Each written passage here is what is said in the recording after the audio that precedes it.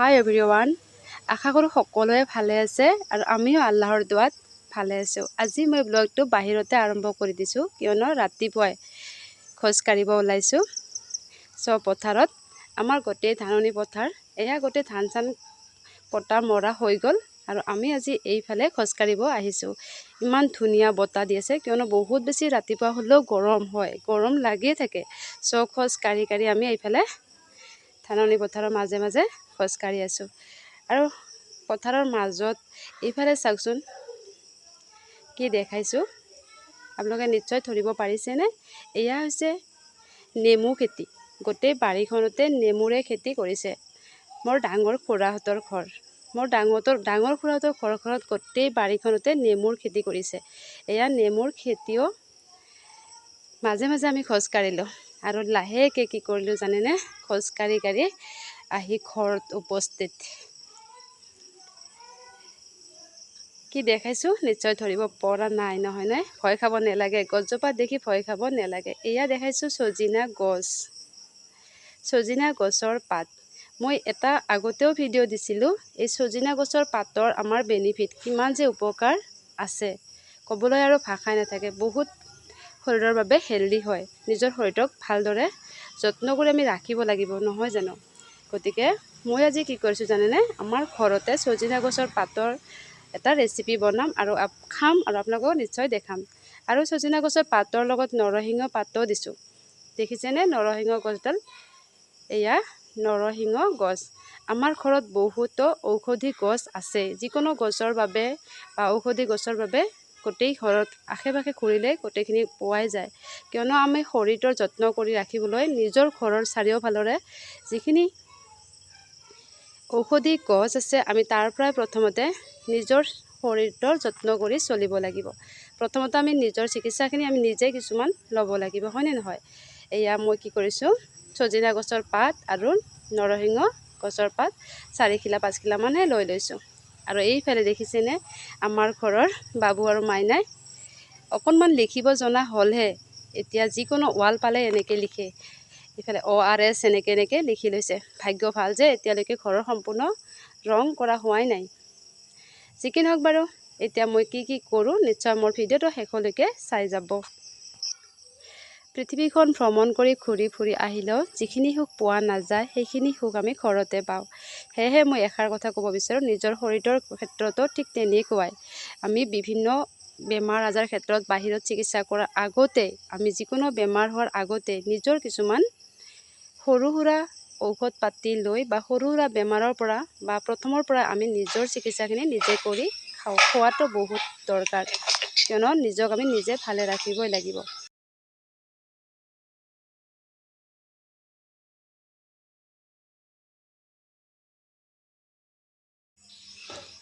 এইফালে আহি দেখিছোঁ মণিকাই তাই নিজৰ কাম কাজবোৰ এটা এটাকৈ শেষ কৰি আছে। কিয়নো দিনটোত বহুত বেছি কাম থাকে আৰু ৰাতিপুৱাৰ পৰা কামখিনি শেষ কৰিলেহে সময়ত কামখিনি শেষ কৰিব পৰা যায়।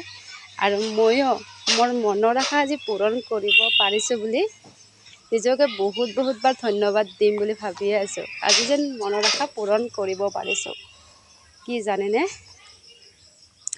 বহুত বেছি টেষ্টি হয় আৰু বহুত বেছি ময়ো ভাল পাওঁ, খুবেই ভাল পাওঁ সঁচাকৈ। কিন্তু এই মাছবিধ আমি সকলো সময়তে বজাৰত নাপাওঁৱেই, কিয়নো যেনিয়ে তেনিয়ে এনেকুৱা মাছ পোৱাই নাযায়। কি মাছ? শ'ল মাছৰ পোনা। নিশ্চয় আপোনালোকে দেখিছে, পুখুৰীৰ মাছৰ বহুতো পোনা পোৱা যায় বা সৰু মাছ পোৱা যায়, সেয়ে পুখুৰীত দিয়াও হয়।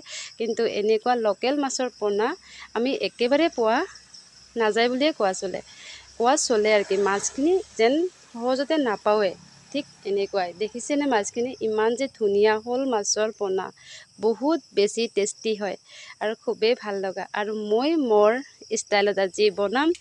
আপোনালোকে ভিডিঅ'টো মোৰ শেষলৈকে চাই যাব। খুবেই ভাল লগা মাছ, আপোনালোকে কেতিয়াবা পালে খাই চাবচোন। প্ৰথমতে মই কি কৰিছোঁ, কেঁচা তেল, কেঁচা নহৰু ভালদৰে বটি লৈছোঁ। ইফালে একেবাৰে মাছৰ সমানেই পিঁয়াজ আৰু পিঁয়াজৰ পাতো ৰেডি কৰিছোঁ আজি। ইফালে কেঁচাই সকলো বস্তুখিনি দি ভালদৰে মেৰিনেট কৰিম। আপোনালোকে নিশ্চয় ভিডিঅ'টো চাই গ'লেই গম পাব, এনেকুৱা মাছ আচলতে পোৱা নাযায় আৰু বহুত আজিকালি পুখুৰী মাছেই পোৱা যায় আৰু খায়ো বহুত বেছি ভাল লাগে এনেকুৱা মাছ। চ' আজি মই মোৰ ষ্টাইলত বনাওঁ আৰু আপোনালোকে নিশ্চয় মোৰ ভিডিঅ'টো শেষলৈকে চাই যাব।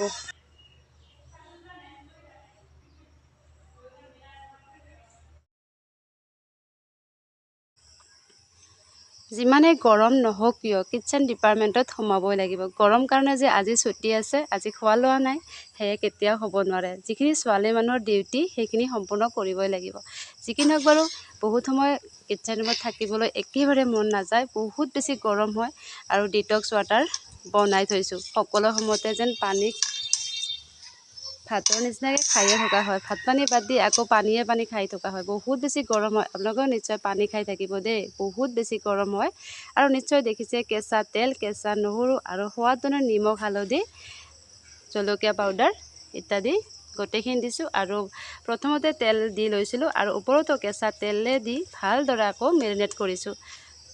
আৰু এতিয়া মই গেছৰ জুইকুৰা ভালদৰে জ্বলাই দিছোঁ আৰু ভালদৰে ল' ফ্লেমত দি মাছখিনি বনাই ল'ম। নিশ্চয় মোৰ ভিডিঅ'টো চাই গ'লেই গম পাব।